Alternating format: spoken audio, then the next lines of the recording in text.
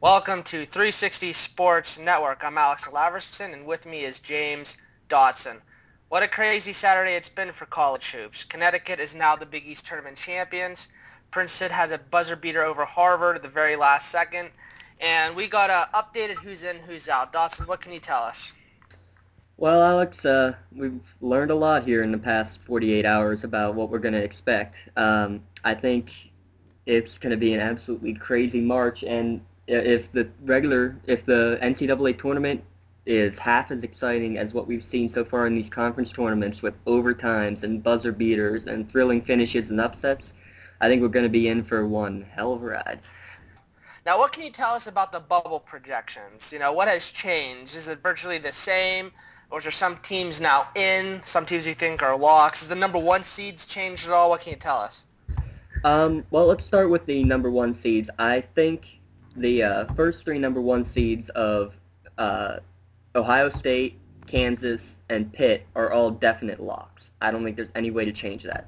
I think Ohio State may need a victory to ensure their number one overall seed, just because of how well Kansas played against Texas today, but that's up for debate as well. As for the last number one seed, if Duke beats North Carolina, I think they're the last number one seed. If they don't, I think the way Notre Dame has played down the stretch, I think they make a very good argument to be the final number one seed overall.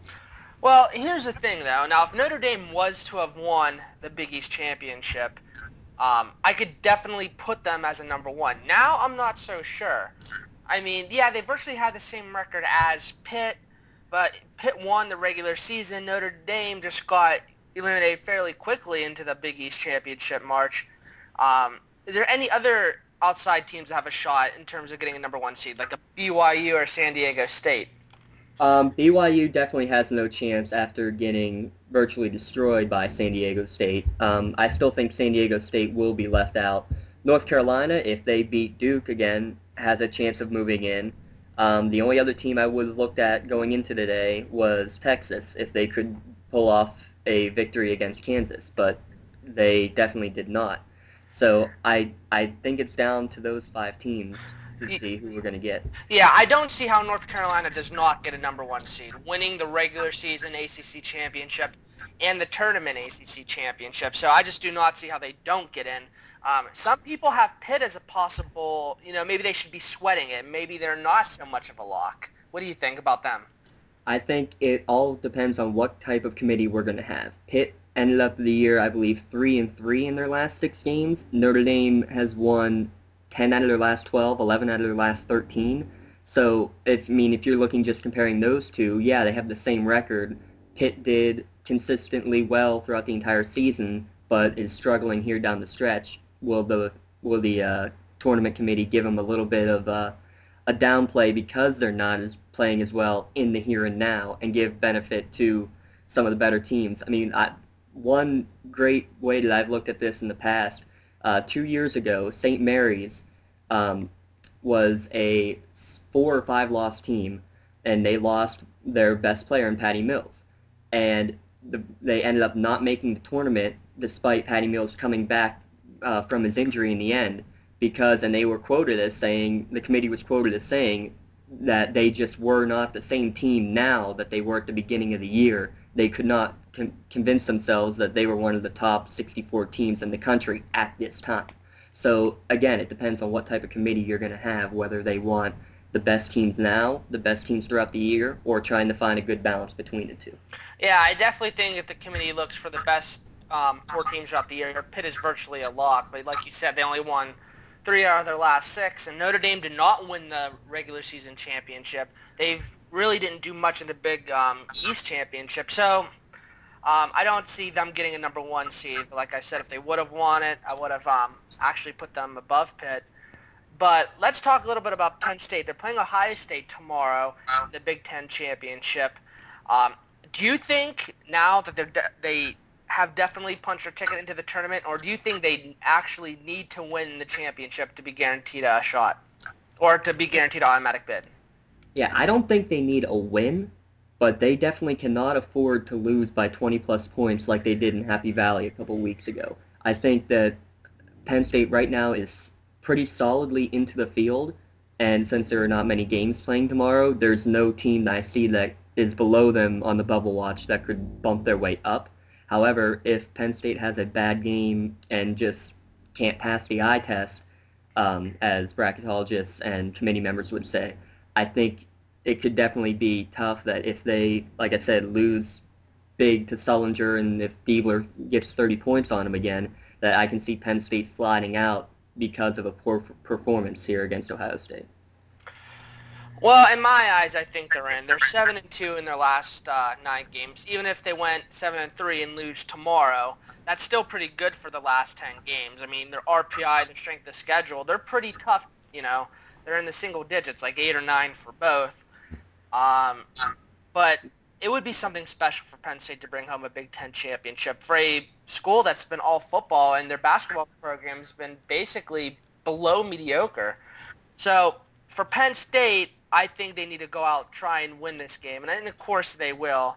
And I think Ohio State could be caught napping tomorrow. I don't think they have too much reason to play. I think they're going to get the number 1 seed, overall seed, regardless.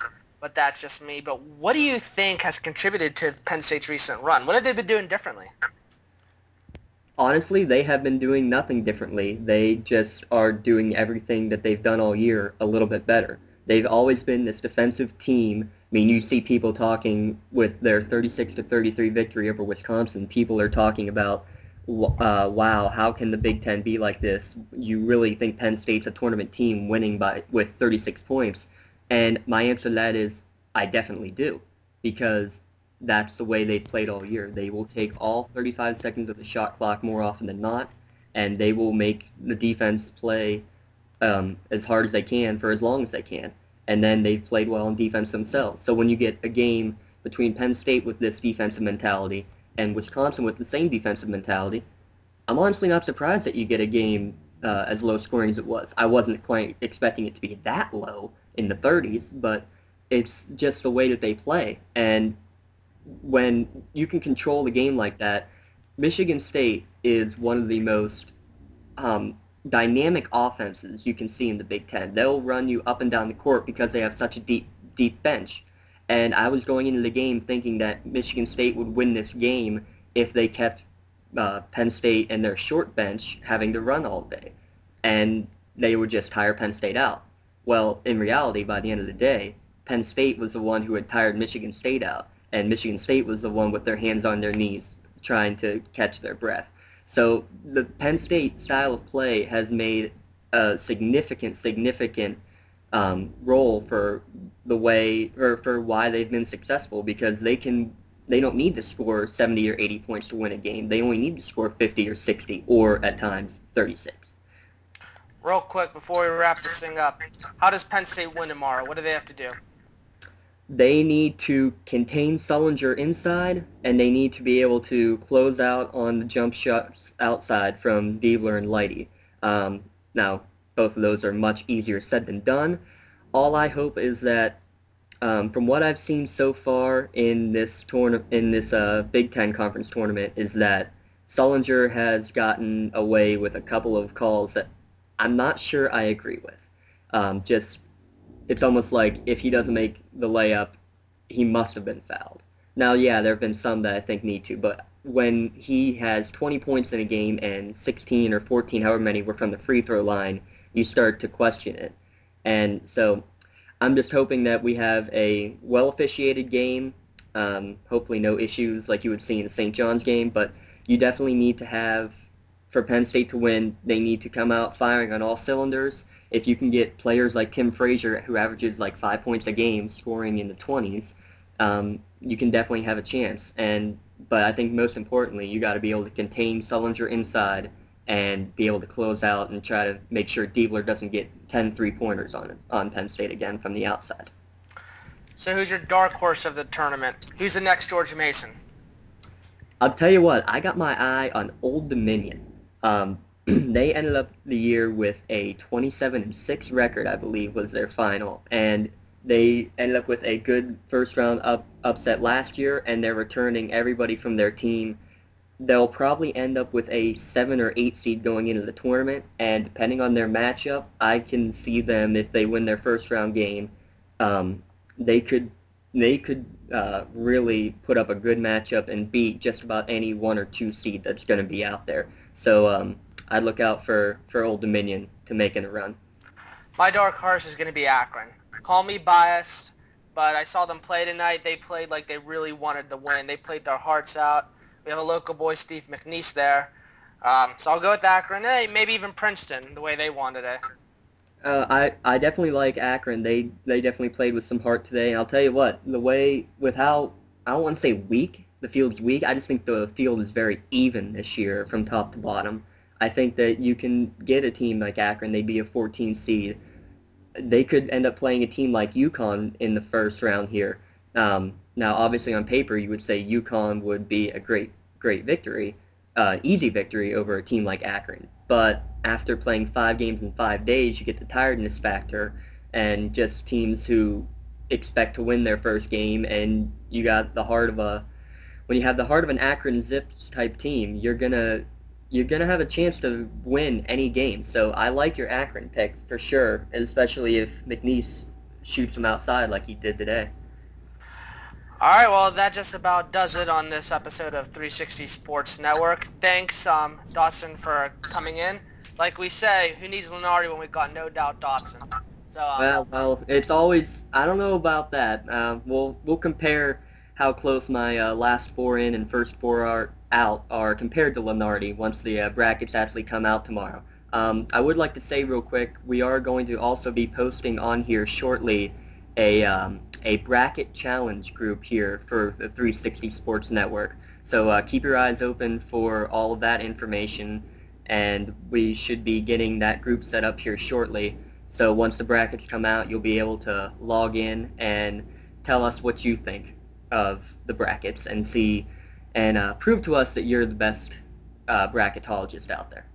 all right, thanks, everyone, for joining in. And remember, you need a Yahoo account to join our bracket challenge. That's what we'll be running it through. Thank you.